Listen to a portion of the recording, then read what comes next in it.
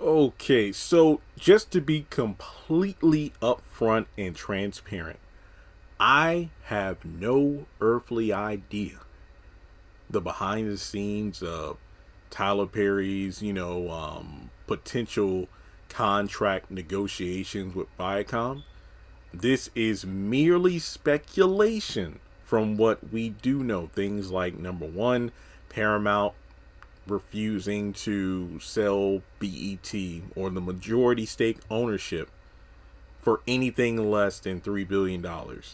Tyler Perry was apparently the highest bidder at $2 billion, and they decided to take BET off the market completely.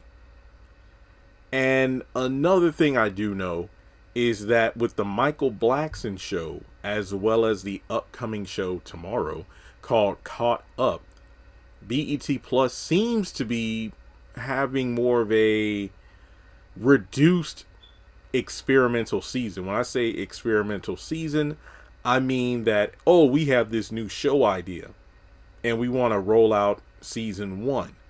Typically, shows like All the Queen's Men, Zatima, and a few others, their season ones have been close to, if not 10 solid episodes. And then based on the streaming numbers of season one, that determines if they get a season two and beyond. But with the Michael Blackson show and Caught Up, these shows are only 4 episodes in their initial season. The only show I remember having a short season like this was the original 1980s, what was it, 87 Teenage Mutant Ninja Turtles, where season one was like 4 or 5 episodes, and then after that they got longer seasons. But, and again, this is just me theorizing here, but based off articles, when the news about BET being on the market began to circulate, some numbers and whatnot came out that we, the public, weren't really privy to, such as the fact that BET Plus has been operating for about going on 5 years, yet they barely have, more than like 1 million subscribers, which is not leading to a favorable return on the investment. Basically, all the money that goes into the various shows and movies on BET Plus, they really are having a hard time making ends meet. Hence why, BET Plus has implemented things recently like the new ad tier, where if you subscribe to BET Plus, I believe for a couple dollars less, you have to go through ads when you're watching content. But when it comes to Paramount as a whole, yeah, BET is actually losing them money, as far as I can tell from the research I did, as opposed to being something worth keeping around, which begs the question of, hey, so what if your top bidder isn't willing to pay $1 billion extra? Take the $2 billion, give it to someone else, and go on, do something more profitable, as opposed to holding on to it, losing even more money. So maybe they're just testing the waters where, hey, here's a few episodes, and if these shows do well, we'll give you season 2 and go from there. But I really wanted to touch upon this subject in relation to what may or may not happen to the current Tyler Perry shows on Viacom. As I said before, speculation based off things we actually do know to be true. Now, I don't know if Mr. Perry will indeed sign a new contract with Viacom. It is quite possible that because he wasn't able to acquire BET, he'll decide to take his content elsewhere. Which, let's be completely honest here, if Tyler Perry takes his content, Viacom is screwed. Specifically BET. Because between BET Plus, BET itself, a good 80% or more of the content is Tyler Perry content. Nobody puts out content at the rate that he does.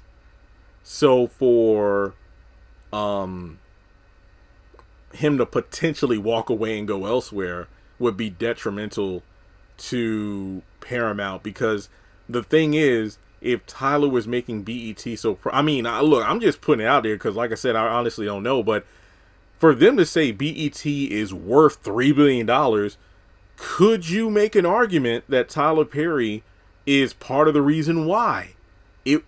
worth in their minds $3 billion, because let's be honest here, before Sistas, Atima, The Oval, feel how you want to feel about the shows. They brought in numbers. And I don't think, aside from like what Being Mary Jane and maybe another drama series I forgot about, nobody was really checking for BET. I think like after 106 and Park and whatnot died off, College Hill, nobody really tuned into BET like that aside from the BET Awards. And hell, that was about it, because all they were running was Baby Boy and whatnot. So for BET or Paramount Paramount to be like, nah, you know what, $3 billion or nothing. All right, then nothing. And then Tyler takes his stuff elsewhere. I think BET is possibly going to crumble. But here's the thing I'm afraid of, and I was actually talking with somebody about this last night. It would really suck if, let's say, his contract ends. I believe it actually ends soon. Let's say if Tyler doesn't renew his contract, that could mean some of these shows might end sooner than expected, so they might not get official endings, or even worse, kind of like the haves and the have-nots, they'll get this rushed ending where everybody just dies. And that would be terrible. Truth be told, I'd rather a show have a inconclusive ending, like If Loving You Was Wrong, than an ending like the haves and the have-nots where just everybody dies and it's like, okay, how do we bring them back? So I just feel like that's a really scary thing to consider, especially with the writer strike and whatnot going on. Like, there's no telling when new content is going to be created because of the strike, which, in my opinion, I think I talked about this in a video on my other channel. I don't expect the strike to be done anytime soon. Probably not until like the early months of 2024, if that early. Again, hopefully things get resolved soon for the sake of everybody involved in this, both sides, in order to create content for the people. But yeah, I don't see any sort of production being done anytime in the near future. So who's to say that the contract won't dissolve during the strike and then Tyler just decides to go elsewhere? Because keep in mind, he's had movies come out on Netflix. If I'm not mistaken, he's like director or producer of Sister Act 3, which is going to be Disney Plus. And he has a couple movies coming out on Amazon, I believe, soon. So he's been, spreading his wings to other, markets. So like I said, it would not surprise me if he goes elsewhere. Keep in mind, before he even hooked up with Viacom, Tyler originally had Tyler Vision, which was his own, I believe, like streaming platform or whatnot, where all of his content would be made available. But then I believe it was DirecTV that cut Viacom from its cable, packages, which cut off a huge amount of potential customers for Tyler Perry's content. And then he opted to, team up with Viacom's BET to create BET Plus and whatnot. So it's like, as opposed to Tyler using his own capital to fund his own like streaming platform and whatnot, it's like, oh, BET, which already has capital and whatnot, and they have their own ideas for a streaming platform, why take the full risk of putting, 100% of myself out there and creating a platform when I could team up with someone who has their own resources? All I need to do is provide the content. You know what?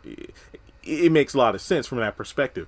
But maybe Tyler will decide to, fly on his own, because guess what? He's a freaking billionaire. The fact that, he could put up $2 billion lets you know that, hey, if you all won't, sell me the table where BET is at, I'll just, create my own table.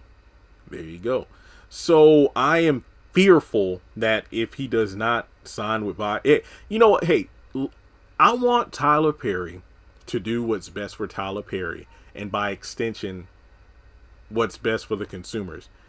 If it comes down to the current shows that we love to watch not getting proper endings, but at the end of the day, it's because Tyler decided to move to a different platform or create his own platform where he can distribute content the way he wants to, so be it. Because despite the fact that I've been reviewing these shows since the beginning, I don't think I'm ever going to have quite an attachment to any of his shows that I did with the Haves and the Have-Nots, because, you know, that was the show that propelled my career online to begin with.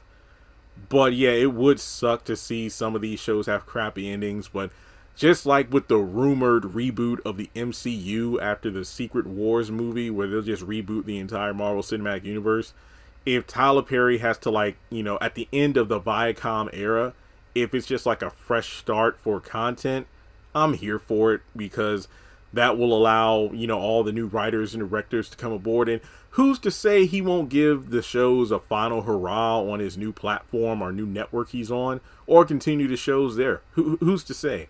But yeah, I think it's really interesting that BET Plus is giving people, or giving, you know, customers smaller season ones, because financially it makes sense.